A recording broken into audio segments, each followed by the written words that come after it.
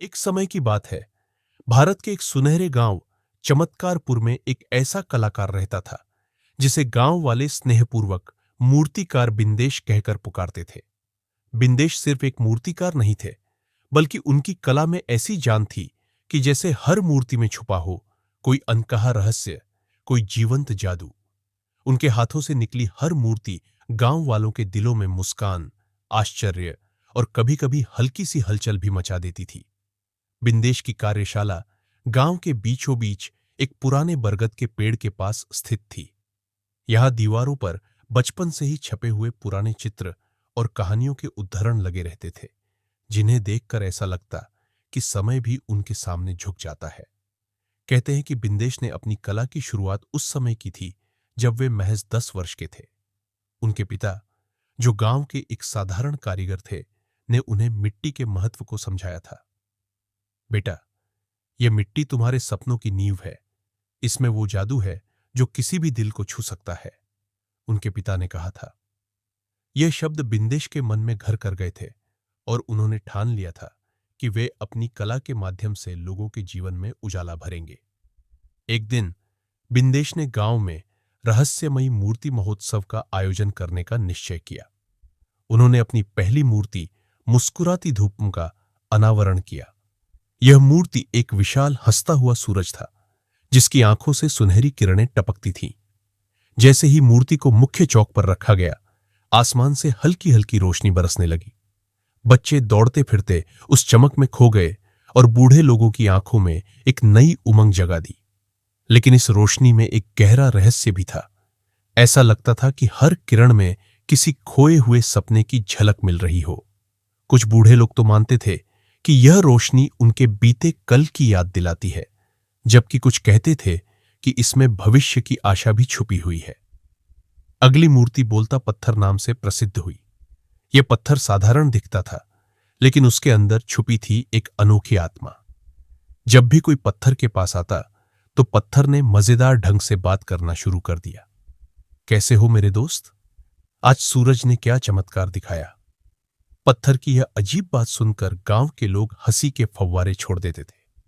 बच्चों ने पत्थर से नई नई कहानियां सुनी और कुछ तो इसे अपने दोस्त की तरह अपनाने लगे। परंतु यहां एक रहस्य भी था। ऐसा माना जाता था कि उस पत्थर में बिंदेश के बचपन की एक छुपी हुई कहानी बसी है, जिसे जानने के लिए कई लोग उत्सुक हो उठते थे। महोत्सव का असली जलवा तब शुरू हुआ जब बिंदेश ने अपनी तीसरी मूर्ति नाचता झरना का अनावरण किया। एक छोटे से झरने की आकृति में बनाई गई यह मूर्ति जब पानी से भरी गई, तो मानो पानी खुद अपनी धुन में थिरकने लगा। पानी की बूंदें एक सुंदर संगीत बनाती हुई चारों ओर बिखर गई। गांव वालों ने उस अद्भुत नृत्य को देखकर तालियां बजाईं और बच्चे उत्साहित हो उठे। लेकिन इस झरने के पीछे भी एक गहरी कहानी छुपी थी। ऐसा कहा जाता था कि इस झरने में बिंदेश की उस अटूट उम्मीद की कहानी है, जिसने उन्हें कठिनाइयों के बावजूद हमेशा आगे बढ़ने का संकल्प दिलाया था। गांव के कुछ बुजुर्ग तो मानते थे कि इस झरने का संगीत सुनकर उनके दिलों में उन खोए हुए गीतों की मधुर धुन फिर से जीवंत हो उठती है। चौथा अध्याय, जीवंत पुतला और छुपा हुआ खजाना। लेकिन असली चमत्कार तब सामने आया जब बिंदेश ने अपनी सबसे रहस्यमयी मूर्ति जीवंत पुतला का प्रदर्शन किया। यह पुतला देखने में तो एक साधारण खिलौने जैसा प्रतीत होता था, लेकिन जैसे ही उसे हवा में फेंका गया, वह जीवंत हो उठा। पुतला नाचने गाने लगा। उसके कदमों से निकलती मधुर बांसुरी की धुन ने पूरा मैदान जादुई बना दिया।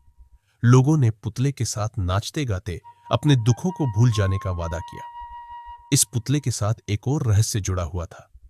उसकी निर्मिति के पीछे एक छुपा हुआ खजाना था। बिंदेश ने अपनी कला में एक गुप्त संदेश छुपा रखा था, जिसे केवल वही समझ पाते थे जिनके दिल में सच्ची उमंग और उत्साह होता था। खजाना सिर्फ भौतिक नहीं था, बल्कि उसमें छुपा था जीवन का असली अर्थ, आशा, प्रेम और एक नई शुरुआत। कहते हैं कि अगर कोई व्यक्ति इस खजाने की खोज कर लेता, तो वह अपने जीवन में कभी न खत्म होने वाली खुशी पा लेता। प्रतियोगिता की हलचल और गांव में नई उमंग।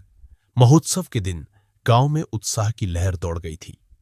दूर दराज से आए मेहमान, कलाकार और साधारण लोग भी इस रहस्यमयी आयोजन का हिस्सा बनने के लिए जमा हो गए थे।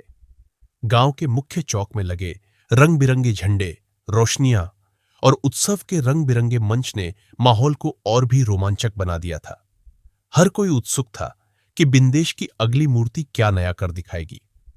उत्सव के दौरान गांव के मुखिया ने भी बिंदेश की तारीफ की और कहा, बिंदेश जी ने हमें दिखा दिया है कि कला में न केवल सौंदर्य है, बल्कि इसमें छुपा होता है जीवन का जादू। इसी बीच कुछ युवा कलाकारों ने भी अपनी अपनी रचनाएं प्रस्तुत की, लेकिन बिंदेश की मूर्तियां ही सबकी नजरों का केंद्र बनी रहीं। जब उत्सव अपने चरम पर था, तभी गांव में एक अनजान शख्स आया जो खुद को रहस्यमयी दस्तकार कहने लगा। वह दावा करने लगा कि उसकी कला भी बिंदेश की कला के बराबर या उससे भी श्रेष्ठ है। गांव में पहले तो सब हंसे हंसे लोटपोट हो गए, पर धीरे धीरे उसकी बातों में एक अजीब सी सच्चाई सी उतरने लगी। उसने कहा, मैं भी एक मूर्तिकार हूं, पर मेरी मूर्तियां आपको न केवल हंसाएंगी, बल्कि आपके भीतर छुपी हुई भावनाओं को भी बाहर निकाल देंगी। यह चुनौती बिंदेश के लिए एक नए प्रकार की परीक्षा बन गई।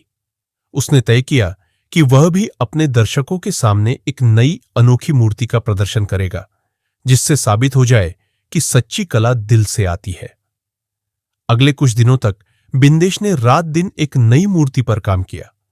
गांव में अफवाहें फैलने लगी कि बिंदेश एक ऐसी मूर्ति बना रहे हैं जिसमें पूरा गांव की खुशियां, दुख और सपने समाहित होंगे। अंत में उत्सव के अगले चरण में बिंदेश ने अपनी नई मूर्ति दिल की दास्तान का अनावरण किया। यह मूर्ति एक विशाल दिल के आकार में थी, जिसके अंदर विभिन्न आकृतियां गढ़ी हुई थी। कुछ में खुशी की झलक थी, तो कुछ में उदासी की परछाई। जैसे ही इस मूर्ति को प्रदर्शित किया गया, पूरा माहौल बदल गया।